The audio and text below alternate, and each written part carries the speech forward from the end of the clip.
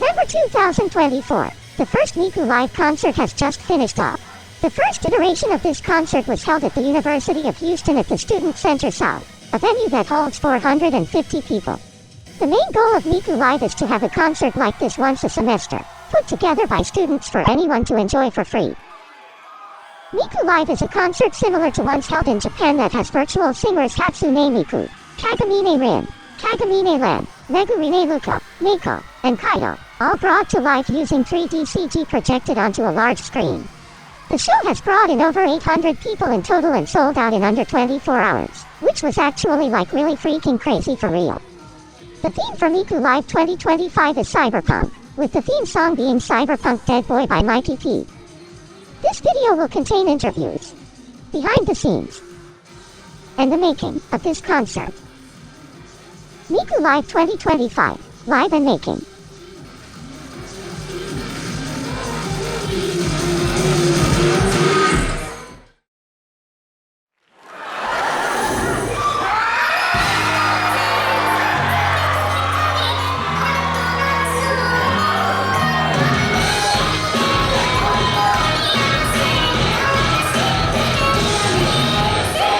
Hello, my name is Esteban Ramirez Fabella. I was the director and producer of Miku Live 2025 online. I also go by Navix, if you know me by that name. I guess kind of like a face reveal, hello. Putting this concert together was pretty fun. We learned a lot from the first concert we had back in November. I would say it was a success, but behind the scenes, it was kind of like all over the place because we didn't know what we were doing the first time. That first concert was kind of like a learning curve of like what we need to do different for this concert and actually like what we need to improve, what we need to change. My name is Tia Lee. I'm the president of JLCC. I just made sure that everything ran smoothly, mostly with the paperwork and stuff, and that people were doing what they were supposed to be doing, which luckily everyone was really nice. They were really on top of it and they were really enthusiastic, which is one of the better parts of the Miku community, is that they want to be there, they have a passion for it, they really don't expect like anything out of it in return, just a wholehearted love. I'm Ryan. I designed the Miku design for the Miku concert. I'm very proud. I drew some of the art as well. So basically, when I was first assigned to draw the Miku, I just grabbed some scratch paper. What I did was I pulled up the video that was going to be our main music video for the concert. It was centered around, Cyberpunk Dead Boy. And I just had that on repeat for hours while sketching around this piece of paper. I really liked the visor of the Miku in the music video, so I had to add that. So I tried to do a triangle, especially with the jacket, the exposed shoulders with the biceps covered, but also huge sleeves at the bottom. The hair, that took me a little bit to figure out. At first, I wanted to do something like a aux cord strands, like that one girl from My Hero. I can't remember her name. I was I don't know, it just looks so boring and plain. The width of it is too uniform for that triangle form I was going for. So then I did some doodling around and I got to the big part at the end. I think I was thinking of Hungry for Cinnamon rolls at the time. That's how I got the little swirly part. Ooh, I'm really proud of this. I thought, ooh, cyberpunk? What if I add some little pixel art in there? And I thought, a pixel heart at the heart with the EKG? Oh, that would go so sick. The artist who did the main visual, their name was Kazuya. They did the main visual based on Ryan's design. The design looks really good. The main visual was really good. We used that for the poster. I made the logo for the event and all the promotional materials, and I think the logo is probably one of my favorite things that I make, because it came out really good. We had a couple other artists make merch. We had an artist, she was a furry artist called Crispy Tiff. She made the keychain / sticker design for Mikkeiji. Her art style was very chibi looking, so I thought it'd be perfect for a chibi sticker keychain design. It came out really good. So we had an artist named Moemochi. She did the designs for some of the stickers. She did a design for all 6 Vocaloid and some of the songs that were in the set list. Other than that, we definitely want to have better merch next time, probably happies. I want to make sure our concert was as close to official looking as possible. So I made sure that all the models looked official. I made sure all the motions were looking good and official. So what me and Tia ended up doing was that back in March, I think it was March 7th, I'm pretty sure, we drove to UT. Luckily, we were able to meet Sean from UT Austin, Brian. He was a really great help because he held Miku Fest in KomoriCon, and they were able to use their own motion capture studio at UT. And because he helped volunteer with us, and then we helped them with their concert, he allowed us and invited us to the UT motion lab that they had so that we can make our own motion capture dances for quite a few number of the songs. Some of the songs, they required their own original choreography. I made the one for Cyberpunk Dead Boy, and we got the help from Mochi Cosplays to do Electrical Doctor, Confessions of a Rotten Girl. She did those two, which was really a big help because this was my first time choreographing a dance. It was a lot harder than I thought it would be. It was way harder than I thought it would be. Mochi has been choreographing for a while, and she's really good. Like, she's good at what she does. I'm excited to be working with her again for the next concert.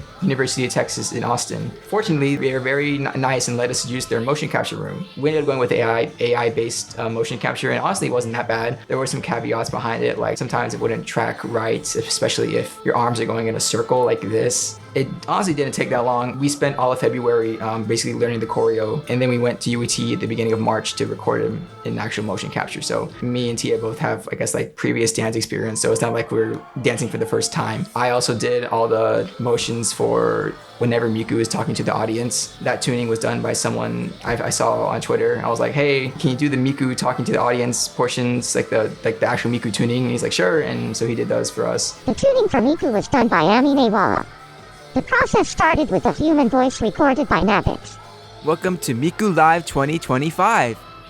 which was then used as a reference for how Miku should talk. Welcome to Miku Live 2025. But doing the motion capture was pretty fun. It gives you a new insight, but just like how the whole motion capture process works. Like Tia said, well, we worked with UT students, Brian and Alex.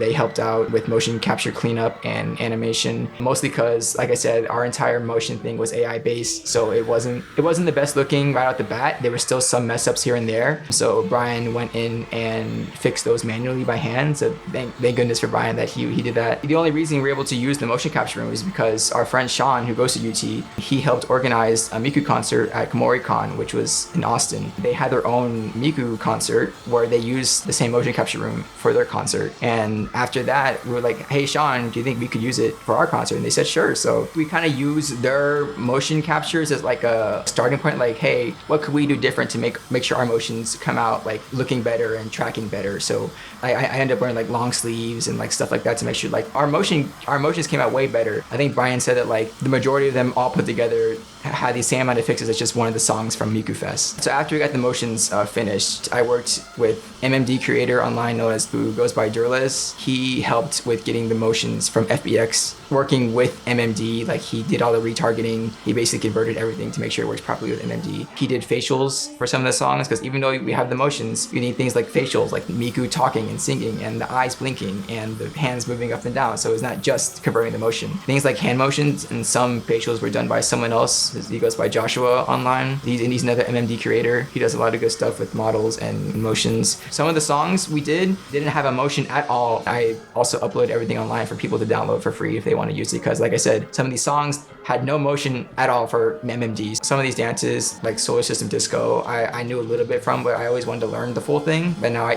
did. It's really fun to learn. Tia, she made the choreo for the theme song and did it and performed it, and it came out looking really good. Same with the songs, like just all the other songs. Like I did like 4 or 5 songs, and she did like four or five songs, I think, too. For some reason, the duo songs we couldn't actually record at the same time. The AI couldn't handle recording at the same time, so we had to actually record the duo songs separately. And even though we recorded them separately, they actually came out looking really good because once you put them together, like it looks fine. Because like it's not like we were practicing the song separately. We always practiced at the same time. So as long as we were dancing the same thing at the same time, then it'd be fine once we put them together. The day of the concert, it all went really smoothly. Whenever you're really anticipating something and then it's finally over and you're like, wow, my life is over now. I can like breathe.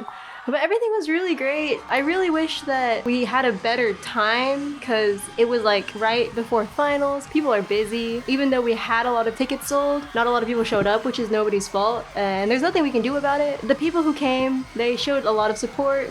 They were really loud, they were cheering, they knew the chants. And there was an overwhelming support of like buying merch, even more than I anticipated. Oh my gosh, it was so cool. It's like seeing your baby walk. Okay, that's a bit over exaggeration, but that's what it felt like to me. So many artists put their soul into this project. The 3D modeler, the dancers, that was awesome. Yeah, y'all went all the way to UT for that, right? I'm very proud to be a part of that project. I was also the one who put the set list together. I put like all the visuals together. It took me probably about like a month to do everything. Like the first concert took a month, so this one it took a little over a month. It was the same. We worked with the animation club at UH to get some visuals and animations. The little transition animations I made, I put those together. They were based off of the animations from Miku Expo 2024, which I went to Austin and Dallas for. So for the set list, I wanted to make sure like the songs that we're choosing were popular and people would know. I wanted to make sure that the songs I chose that people would enjoy, that they're popular, people would know. And like even like the new songs that weren't performed live before, like Magical Doctor was never performed live before. That one was already really popular online, so I know even though it's never been performed before, people would know what it was. I don't think there was anything that was like I struggled with. I think the only thing that stressed me out was like making sure like the motions were getting done on time. Because like sometimes as the date went closer and closer to the day of the concert, I'm like, oh my god, is this song gonna get finished? We're not gonna have a theme song. Because actually Cyberpunk was the last song to get done for the motion cleanup stuff. So I think it got done like April 23rd, like 2 days before the concert. The day of the concert, everything went fine for the most part. I want to shout out to the AV people at UH who did the lighting on the fly. I did put together a whole lighting cue sheet. They were able to do it on the spot like that. But the night show was like crazy. The night show was filled up with people. Everyone had light sticks. Everyone was yelling. It was super loud in there. I feel like the audience is more louder than Miku herself. Like sometimes you can barely hear the songs. Everyone was just yelling so loud. I also worked with Tia's brother. He made some animations for the concert too. He helped with some animations during this is the Happiness and Peace of Mind committee where he did some little like lightning-ish effects in the back. He also did the animation at the end where it had the orbs flying around to represent each Krypton as they're like flying off into the distance. He did that one too. I really wanted to cover the stage with the black tarp. Because one of my main gripes from the last Miku concert is that I could see the stage. I know Miku's not floating. Miku, I can see the stage right here. So we went shopping and it was like $6 a yard. And Joann's is closing and it was just like a blessing on our concert. And it worked for the concert. I like the illusion. This is like, what, the third time we're doing a Miku live?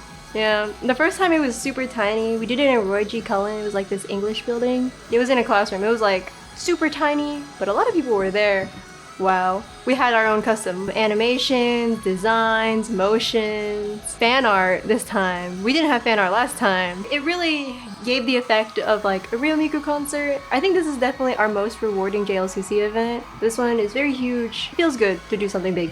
I'm glad everything's over with. Like I said, the semester's ending. I'm graduating in literally like 5 days, 6 days, 4 days. What's the day? It's 6. I'm graduating in 4 days. Definitely follow us on social media. The JLCC Instagram account, I think it's JLCCUH. That's where we post any updates regarding like release dates, concert dates, ticket release dates, anything like that. We post on Instagram. Thank you guys for supporting us. We hope you guys support us in the future and keep an eye out for anything for the next concert and anything in the future. Thank you so much.